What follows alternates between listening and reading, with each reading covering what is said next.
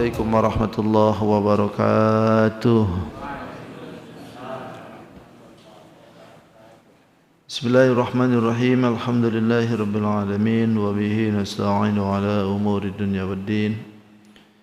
Wassalatu wassalamu ala asyrafil anbiya'i wal mursalin sayyidina wa maulana Muhammadin al-amin. Allahumma salli wa sallim wa barik ala hadan nabiyil karim wa ala alihi wa ashabihi wa tabi'ina lahum ajma'in. Amma ba'du. Faqad qala Allah Ta'ala fi kitabihil karim di surat Al-Baqarah di 248. A'udzu billahi minasy syaithanir rajim. Bismillahirrahmanirrahim. وقال لهم نبيهم إن آية ملكه أن يأتيكم التابوت إن آية ملكه أن يأتيكم التابوت فيه سكينة من ربكم وبقية مما ترك آل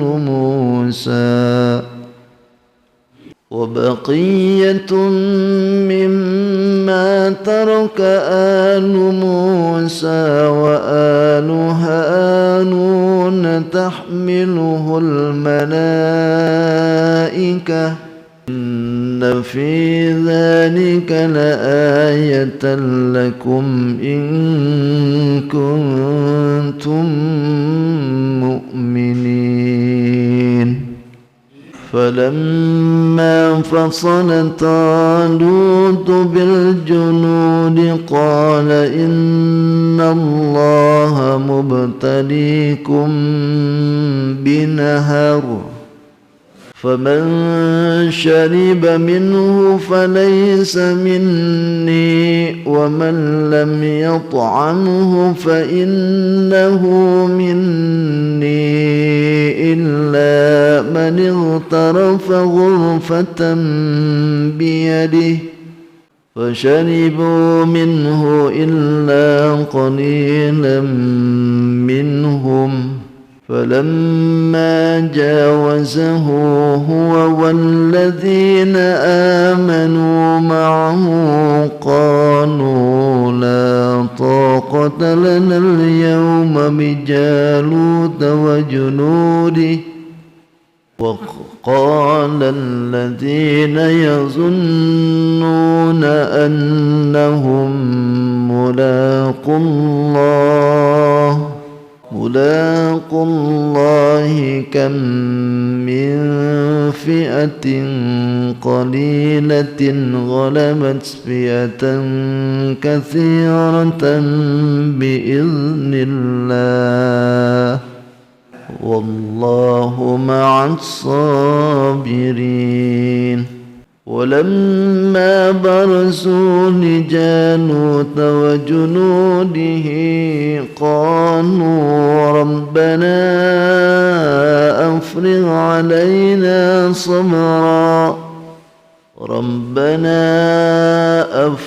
علينا صبرا وثبت أقدامنا وانصرنا على القوم الكافرين صدق الله العظيم صدق رسوله النبي الكريم ونحن على ذلك من الشاهدين والشاكرين والحمد لله رب العالمين.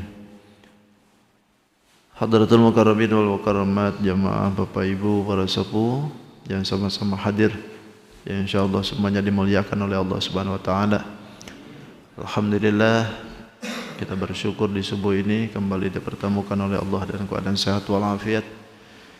Diberikan kesempatan kembali walaupun kita diguyur hujan yang begitu deras disertai dengan angin kencang dan juga gemuruh yang begitu menakutkan, sehingga timbul genangan air di mana-mana, bahkan banjir mulai melanda. Puitis amat ya ngomongnya. sehingga tidak menyurutkan langkah kita untuk datang kemari untuk menjalankan ibadah. Mudah-mudahan dengan langkah kita seperti ini, hujan pun jadi saksi kita nanti di akhirat. Amin ya rabbal alamin.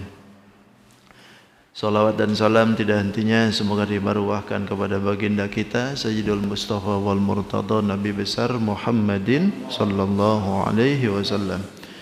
Tidak lupa pada keluarganya, para sahabat, para tabi'in, tabi'ut tabi'in, sampai kepada kita yang mudahan kita pun khususnya yang berkumpul di tempat ini setia akan menjalani sunnah Nabi nanti di yaumil qiyamah diaku sebagai umatnya. Amin. Amin ya rabbal alamin.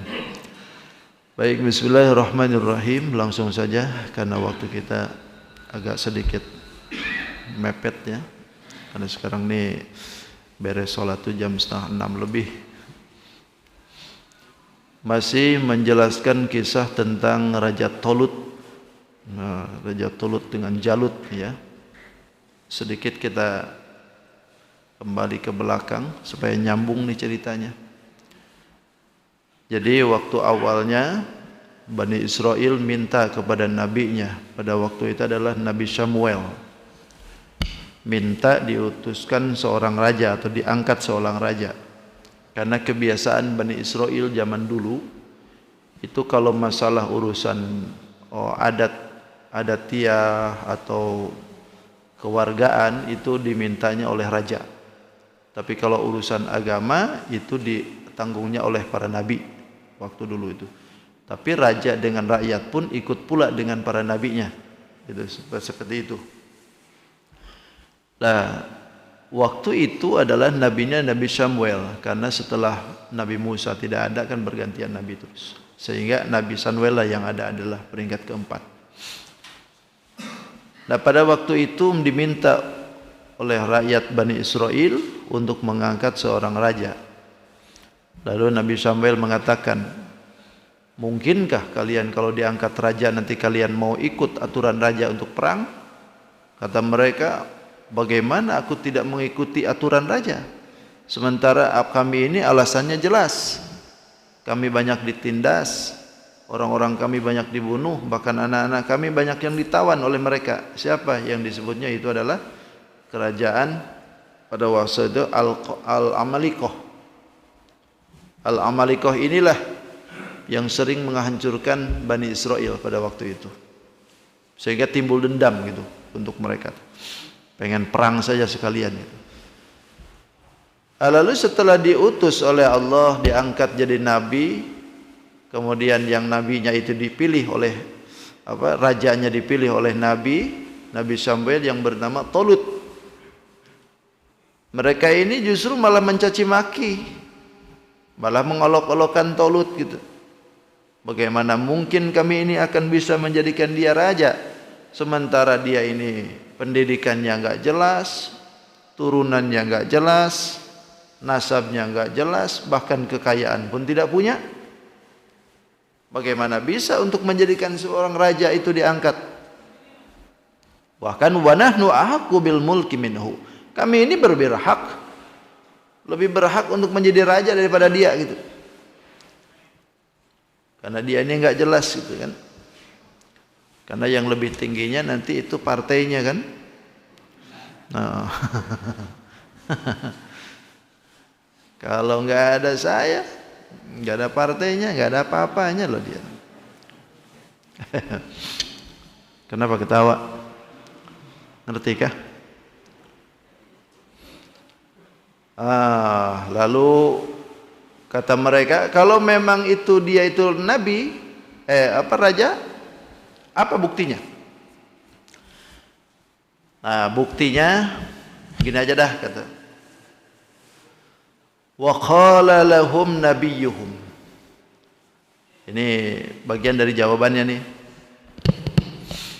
Berkatalah bagi Bani Israel nabiyuhum, nabi mereka, Nabi Samuel maksudnya. Inna ayata mulkihi ayyatiyakumut tabut. Sesungguhnya tanda dari jadi rajanya dia, Raja Tolut, ayyatiyakumut tabut. Nanti didatangkan kepada kalian itu tabut. Tabut itu peti. sebuah peti yang mana peti ini sudah lama sebetulnya ini. Dalam hikayat itu disebutkan bahwa peti ini terjadi dari Nabiullah Adam alaihissalam. Peti ini kalau ditinjau dari lebar panjangnya panjangnya 2 hasta, lalu lebarnya 1 hasta. Di dalam peti itu ada rupa-rupa nabi, gambar-gambar nabi. Semua nabi itu ada di situ. Kemudian ketika sampai Nabi Adam selesai, diturunkan oleh Nabi Adam kepada generasinya, lalu turun, sampailah ke Nabi Musa alaihi salam. Nah, ketika di tangan Nabi Musa, itu peti itu ditaruh oleh beliau untuk tempat naruh-naruhnya, termasuk kepingan-kepingan, apa tuh disebutnya? Papan yang dihancurkan oleh Nabi Musa. Suhuf. Ditaruh suhuf di situ, yang pecahan-pecahannya itu termasuk di situ. Nah, setelah Nabi Musa alaihissalam tidak ada, maka dipeganglah oleh Bani Israel. Dan peti itu dipakaikan oleh Bani Israel itu untuk menaruh peninggalan Nabi Musa dengan Nabi Harun. Termasuk di dalamnya ada sandalnya, ada sorbannya, dan ada yang lain lagi. Nah, ini tabut ini fihi sakinatun, kata Allah sendiri nih. Di dalamnya itu mengandung sakinah, terdapat ketenangan, mir rabbikum, yang diberikan dari Tuhan kalian, itu Bani Israel maksud Allah. Wa baqiyatum mimma taraka alu Musa wa Harun, dan sisa-sisa peninggalan mimma taraka alu Musa, dari apa yang ditinggalkan dari keluarga Musa, wa alu Harun, dan keluarga Nabi Harun. Jadi betul di dalamnya itu ada. Apa yang dimaksudkan mimma taraka itu? Tidak lain yang tadi tuh, ada terumpah Nabi Musa, ada tongkat Nabi Musa, terus ada sorbannya Nabi Harun, bahkan ada tulang-tulang, yang tulang ini bekas makanan dari manna wa salwa, itu ditaruh di situ. Bahkan ada keping-kepingan dari papan lauh itu, di situ ditaruh. Nah, ditaruhlah di situ. Kalau Bani Israel itu bawa itu peti, setiap kali peperangan itu selalu mengalami kemenangan. Bahkan kalau Bani Israel itu perang, itu ditaruh di depan, paling depan itu peti itu. Sehingga kalau terjadi perang itu tahmiluhul malaikat, dibawa itu si sunduk itu seperti itu oleh malaikat. Di dalam hikayat lain disebutkan bahwa kalau peti itu melayang, lalu ada satu teriakan aja di dalamnya, kedengaran sama mereka, sudah yakin dah bahwa peperangan itu akan diraih oleh Bani Israel. Itu tandanya itu seperti itu. Makanya itu peti itu selalu dijadikan logo, itu sama mereka, itu dijadikan logo, dijadikan keyakinan yang begitu dahsyat bagi mereka itu. Karena setiap kali peti itu dibawa, mereka itu tenang, semangat untuk perang itu, tidak loyo gitu. Inna fi dzalika laayatan lakum, sesungguhnya di dalam itu laayatan lakum, terdapat tanda-tanda untuk kalian. In kuntum mu'minin, jika kalian dalam mukmin, jika kalian memang orang yang beriman. Maksudnya apa? Tanda-tanda datangnya peti itu adalah menunjukkan bahwa Raja Tolut itu betul-betul raja suruhan Allah.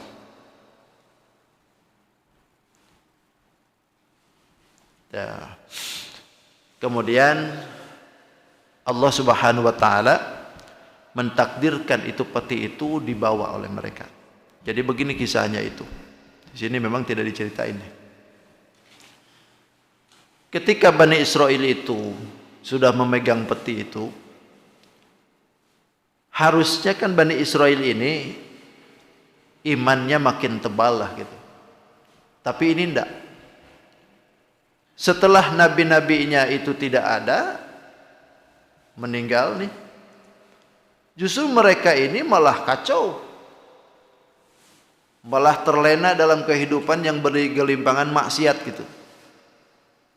Akhirnya ketika terjadi peperangan dengan kaum Al-Amaliqah, mereka ini kalah karena bergelimpangan maksiat itu. Ini sebelum Nabi Samuel ada nih. Sebelum Nabi Samuel ada. Kalahlah mereka. Nah, kekalahan ini mengakibatkan si peti ini dirampas, dibawa sama kaum Al-Amaliqah. Karena ini adalah orang kafir, mereka menganggap bahwa kemenangan yang diraih oleh Bani Israel itu diakibatkan karena Tuhannya Musa yang membawa peti itu.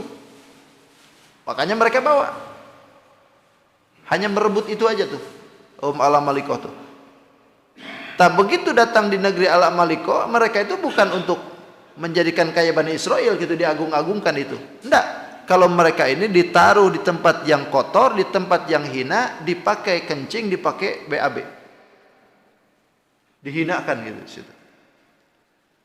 Nah, setelah lama kelamaan Nabi Samuel diangkat oleh Allah jadi nabi, lalu kemudian Allah Subhanahu wa taala mentakdirkan Raja Tolut diangkat oleh nabi itu untuk jadi raja. Nah, setelah Raja Tolut itu diangkat, itu kaum Al-Amaliqah diberikan oleh Allah Subhanahu wa taala ujian. Diberikan bencana oleh Allah Subhanahu wa taala berupa wabah. Wabah yang sudah bawasir itu kemarin itu. Ada dua sebetulnya wabah yang diberikan oleh Allah kepada kita. Pertama ada wabah tikus, di mana-mana mereka tidak bisa menghadapi itu.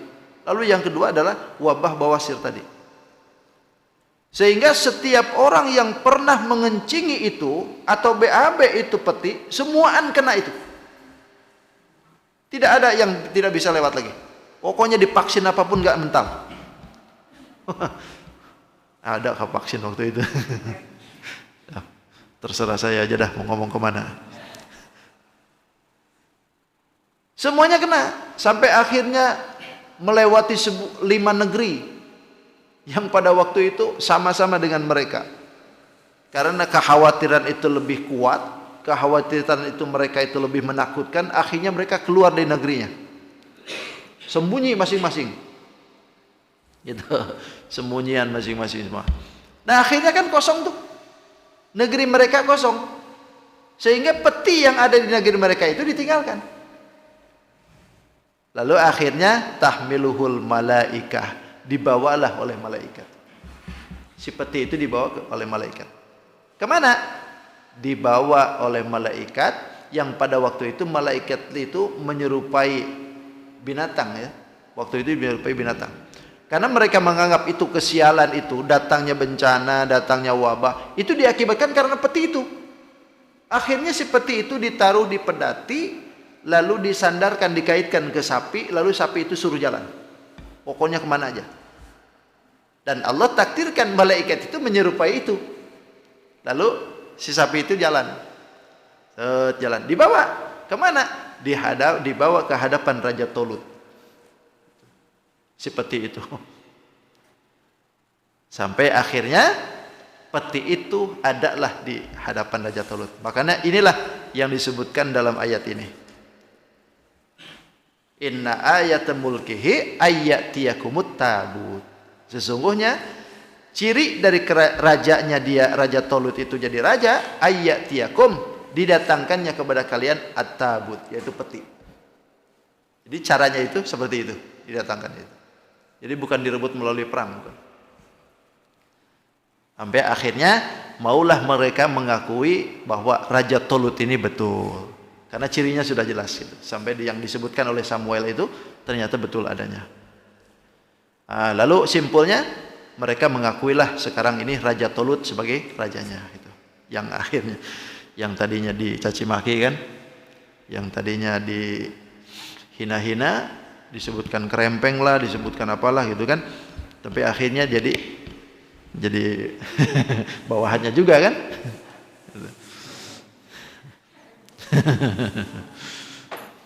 Gitu. Jadi sudah ada sejarahnya memang macam-macam begitu ya. Begitu sudah diangkat, diam juga tuh akhirnya kan.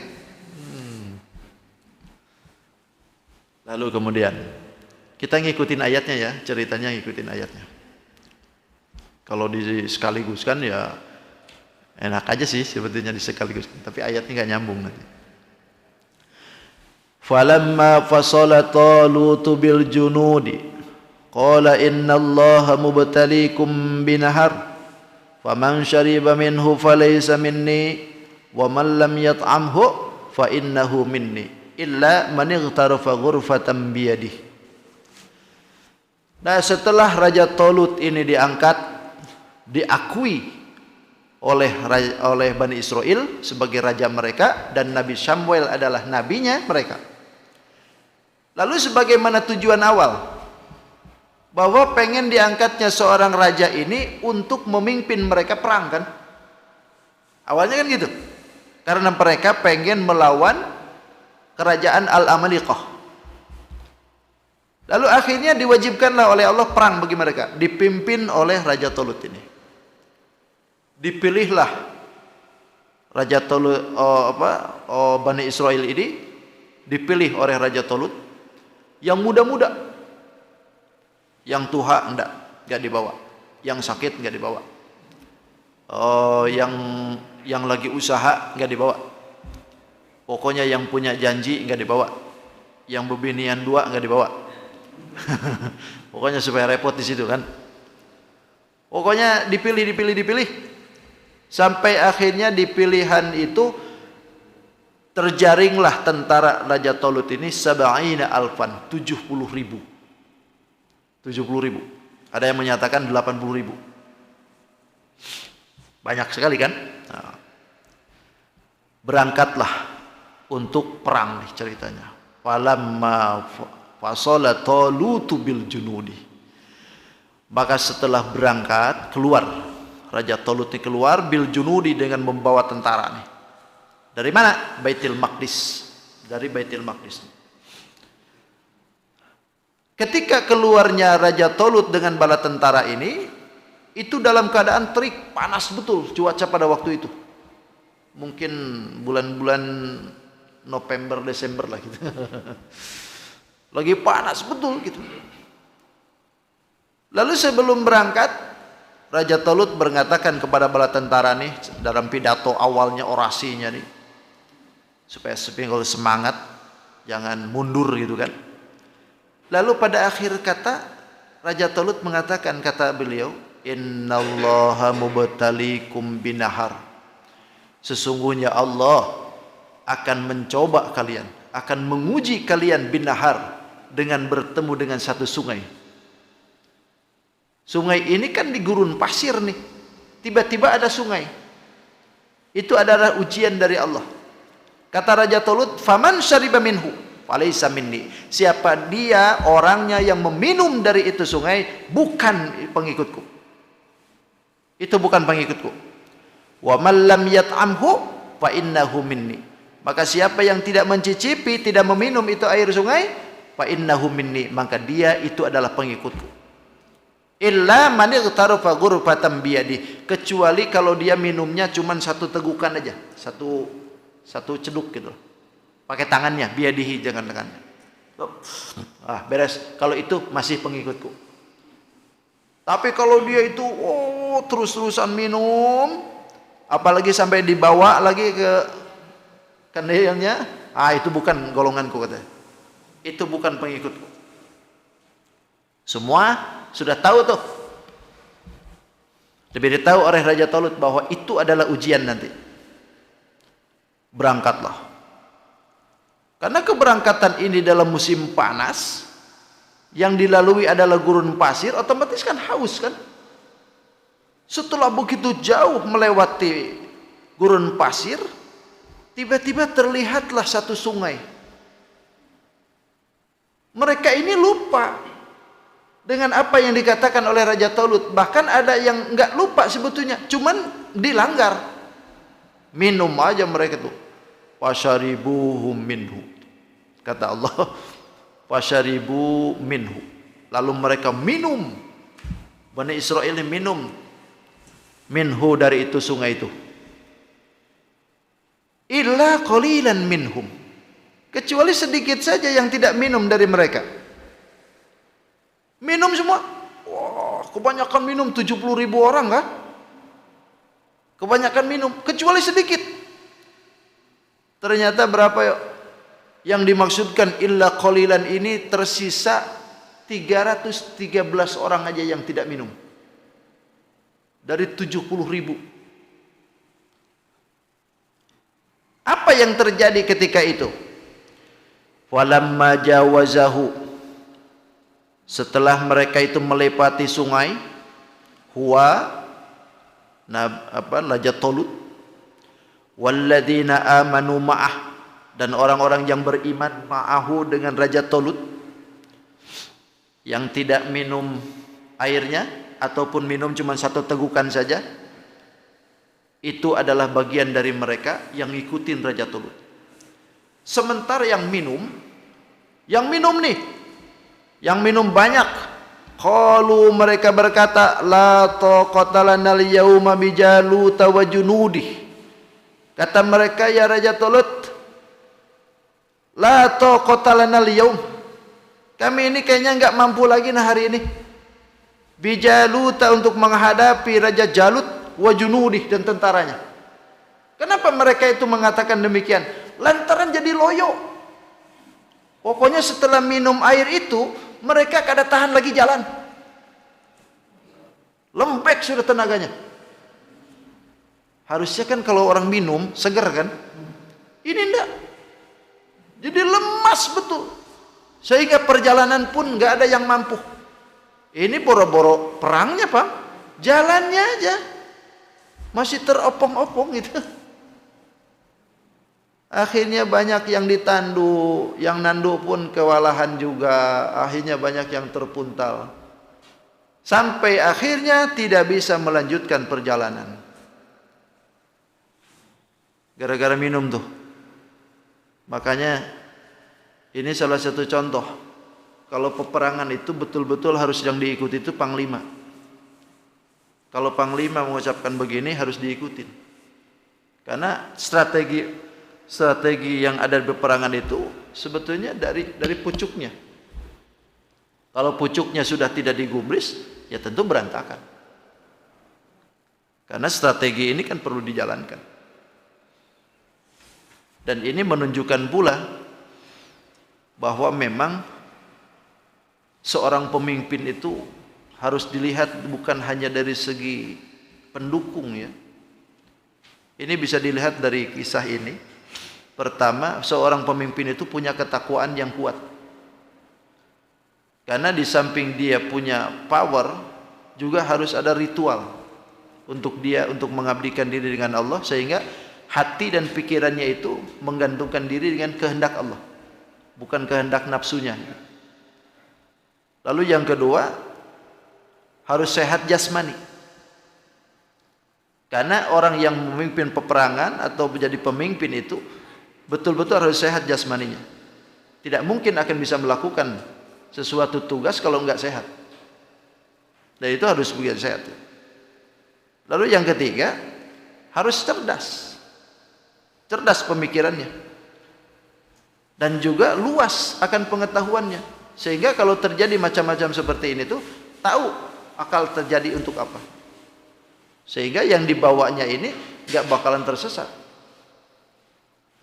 Jadi kalau pemimpinnya memplek, pemimpinnya enggak cerdas, pemimpinnya disetir, pemimpinnya enggak sehat, ya wis, enggak ada apa-apanya itu. Ini kalau enggak ada yang dukung ini, enggak ada apa-apanya dia. Itu kayak memble itu.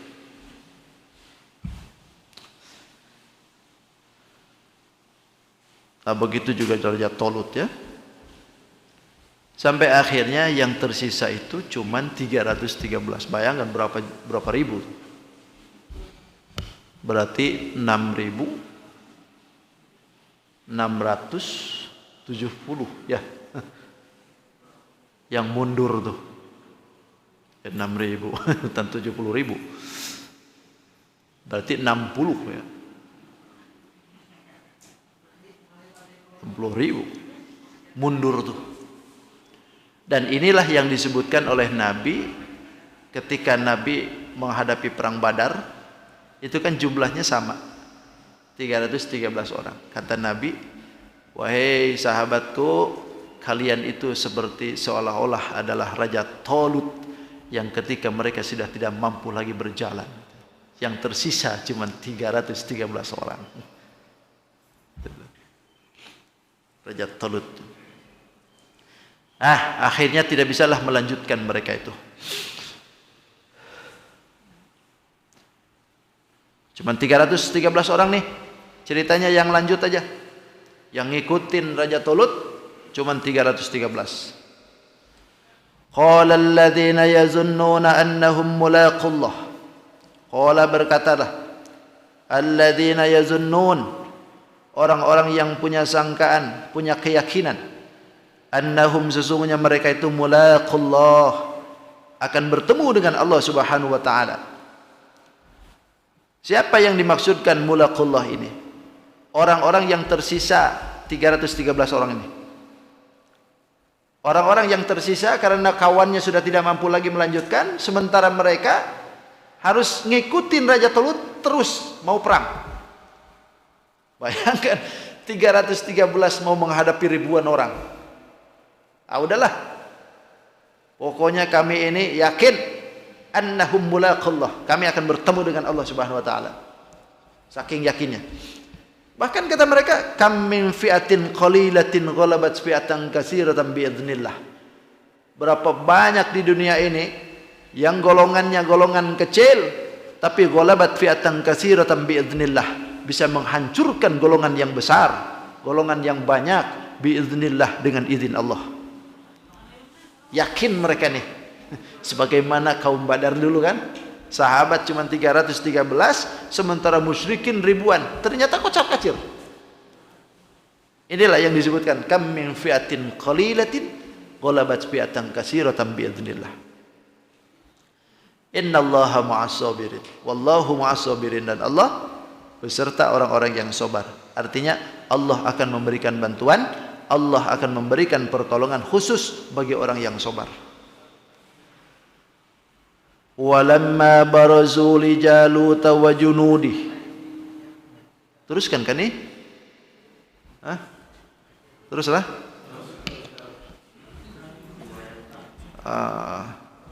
Ini sudah setengah 7 nih. Lanjut ya. Apa-apa sampai jam 7 lah. Walamma barazu li Jalut wa junudi.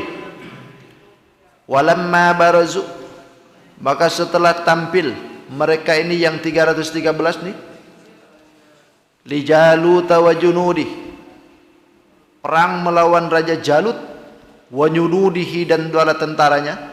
Zahir peperangan nih terjadi sudah 313 orang menghadapi ribuan kaum Jalut pada waktu itu. Wa qalu, mereka berkata, siapa nih yang 313 nih? Tentaranya Raja Tolut. Rabbana afrigh alaina sabra wa sabbit aqdamana wansurna 'alal qaumil kafirin. Kata mereka, Rabbana, ya Rabb, wahai Tuhan kami, afrigh alaina, limpahkanlah untuk kami sabran, kesabaran, wa sabbit aqdamana, dan teguhkanlah pendirian kami, wansurna, dan tolonglah kami, alal qaumil kafirin, untuk melumpuhkan, mengalahkan orang-orang yang kaum kafir. Ala itu bimana golabah, artinya mengalahkan. Wansurna alal qaumil kafirin, tolonglah kami untuk mengalahkan orang kafir. Perang 313 orang menghadapi ribuan kaum Jalut dengan tentaranya yang begitu gagah. Wahazamuhum biiznillah. Ternyata peperangan itu membuat mereka kalah. Wahazamuhum. Lalu mengalahkan nih kaum Tolut, Raja Tolut mengalahkan raja dengan tentaranya Jalut. Wahazamuhum. Kalah semua, pecah semua. Biiznillah, dengan izin Allah. Kenapa bisa seperti ini? Wa qatala Dawud. Yang pertama jadi kalahnya mereka itu karena Raja Jalut itu mati di tangan Nabi Daud alaihissalam. Kok tiba-tiba jadi ada Nabi Daud di sini? Nabi Daud ini pada waktu itu masih muda, belum diangkat jadi nabi. Jadi pada waktu Nabi Samuel ada, Nabi Daud itu masih muda. Sehingga ketika Raja Tolut diangkat jadi raja, Nabi Daud ini salah satu yang terjaring jadi tentaranya. Itu ikutlah Nabi Daud ini dengan Raja Tolut untuk berperang. Nah, ketika itu Raja Jalut minta tanding satu-satu. Sementara pada waktu itu tentara Tolut ini nggak ada yang berani. Nggak ada yang berani karena gagahnya Raja Jalut itu kan besar. Tingginya aja berapa hasta, ada yang menyebutkan 3 meter. Badannya itu 3 meter. Kepalanya doang itu berapa gede pokoknya. Dan itu lengkap dengan baju perang. Gak ada yang berani dengan dia. Tapi akhirnya adalah seorang pemuda. Siapa? Daud nih. Kata Daud, akulah yang menghadapi dia. Dengan kecerdasannya Nabi Daud alaihissalam menghadapi orang yang gede seperti itu. Nggak mungkin kan kalau tanding perang pedang ini nggak mungkin. Tapi apa yang dilakukan oleh Nabi Daud? Tidak lain pakai bandik, pakai ketepel. Jadi diketepelnya sama dia. Beberapa kali dilempar pakai batu itu nggak lumpuh juga karena pakai baju besi. Dipikir akhirnya apa yang harus saya lempar? Ternyata adalah di baju besinya itu bolongan mata. Nah, jadi bolongan mata itulah yang disasar sama Nabi Daud ini. Akhirnya kenalah masuk. Wah. Kalau orang kena mata, otomatis kan tersungkur tuh. Begitu sudah tersungkur, ambil pedang, disabatnya. Tebaslah kepalanya dia. Raja Jalut akhirnya meregang nyawa di tangan Nabi Daud alaihissalam. Wa qatala Daud. Daud membunuh Raja Jalut nih. Itu kalahlah. Nah, setelah rajanya ini mati, rajanya ini tidak bernyawa lagi, otomatis kan tentaranya ini bingung nih. Lalu inilah fahazamuhum, membuat mereka pecah semua, berhamburan semua. Wa qatala Dawud Jaluta wa atahu Allahul mulk. Dan Allah memberikan kepada Daud al-mulka, kerajaan, wal hikmah, dan juga hikmah, wa 'allamahu, dan mengajarkan kepada Nabi Daud mimma yasha'u, dari apa yang dikehendaki oleh Allah Subhanahu wa taala. Lalu setelah peperangan ini selesai, karena Nabi Daud alaihissalam inilah yang menghancurkan ternyata Raja Jalut, akhirnya Nabi Daud diangkat jadi mantu oleh Raja Tolut. Raja Tolut punya putri nih. Karena waktu itu kan Raja Tolut itu berkata begini, siapa yang berani menghadapi Jalut, nanti kalau dia mati di tangan dia, aku akan nikahkan dia dengan putriku. Itu waktu awalnya itu. Oh, dengan pedenya Nabi Daud, akulah gitu. Memang betul tenaga perempuannya lain sudah. Majulah Nabi Daud itu, menang ternyata. Nah, akhirnya ditikahkanlah dengan putri Raja Tolut itu. Nah, setelah Raja Tolut itu meninggal, Nabi Samuel meninggal, diangkatlah Nabi Daud 2 pengangkatan. 1 diangkat jadi nabi, dan kedua diangkat jadi raja. Itu makanya Allah sebutkan di sini, wa atahullahul mulka wal hikmah. Allah berikan dia kerajaan, jadi raja, wal hikmah. Hikmah ini adalah kenabian maksudnya. Ba'da mauti Samuel wa Talut, setelah meninggalnya Nabi Samuel dengan Raja Talut. Jadi yang jadi raja, jadi nabi adalah Nabi Daud setelah itu. Wa 'allamahu, lalu ajarkan oleh Allah Subhanahu wa taala, diajarkan Nabi Daud itu mimma yasha, apa-apa yang dikehendaki oleh Allah. Salah satunya yang diajarkan oleh Allah adalah membuat baju besi kan. Membuat baju perang dari besi.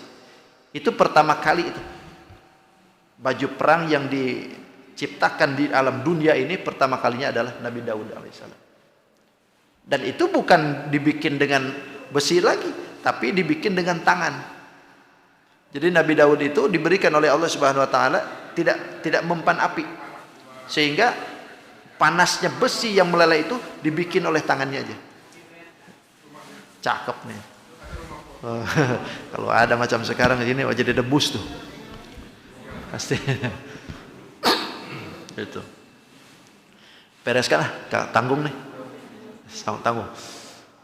Walaula dafallahu an-nasa ba'duhum bi ba'din lafasadatil ard. Jika seandainya Allah itu tidak menolak itu, tidak menolak balaknya manusia, sebagian manusia kepada sebagian yang lain, lafasadatil ard, maka bumi ini rusak gitu. Artinya kalau Allah tidak mencegah perbuatan mungkar yang seperti itu, ini dunia itu rusak. Makanya setiap ada yang merusak, pasti ada yang menghancurkan lagi nanti itu. Fir'aun dulu merusak, datangkan Musa, habis gitu kan. Kemudian kaum Ad merusak di muka bumi karena membuat kerusakan dan kemusyrikan, datanglah nabinya, habis gitu. Begitu nanti. Jadi kerusakan-kerusakan itu nanti akan timbullah orang-orang yang menyelamatkan. Jika tidak seperti itu, merusak bumi terus-terusan. Itu. Dulu Indonesia mau dihancurkan, mau dirusak dengan PKI kan, datang tuh pahlawannya, habis tuh. Begitulah cara Allah. Karena kalau dilangsungkan rusak juga. Walakin Allah, tetapi Allah Subhanahu wa taala Dzu fadlin 'alal 'alamin, yang mempunyai karunia terhadap seluruh alam. Allah lah yang mempunyai karunia seluruh alam. Artinya Allah berbuat seperti itu adalah karunia. Kalau enggak digitukan rusak juga. Gitu. Tilka ayatullah, yang demikian itu adalah tanda-tanda kebesaran Allah Subhanahu wa taala. Natsluha, kami bacakan itu ayat itu alaika, kepada engkau ya Muhammad, bil haqqi, dengan sungguh-sungguh, dengan benar. Wa innaka, dan sesungguhnya engkau ya Muhammad, laminal mursalin, sungguh termasuk golongan daripada utusan. Gitu. Beres sudah sampai situ. Jadi ini menunjukkan akan benarnya wahyu gitu kan. Nabi Muhammad tidak baca sejarah. Nabi Muhammad tidak pernah belajar sejarah. Tapi Allah kasih tahu lewat wahyunya, termasuk cerita Raja Jalut dengan Talut ini. Mana tahu Nabi kalau seandainya Allah nggak cerita kan? Tapi begitu cerita, Nabi jadi tahu. Kenapa diceritain? Sebab kisah Raja Talut dengan Jalut ada di dalam kitab mereka. Gitu. Di dalam kitab Jabur, di dalam kitab Injil ada kisahnya. Nah begitu disampaikan ke Rasulullah, sementara Yahudi Bani Israel ada di situ. Harusnya percaya kan? Itu harusnya. Maka innaka laminal mursalin, sungguh engkau itu adalah golongan dari orang-orang yang diutus. Artinya Nabi Muhammad itu betul-betul nabi. Karena tahu. Wallahu a'lam bishawab. Tilkar rusulu faddalna ba'duhum ala ba'din. Juz ketiga. Ya, nanti insyaallah.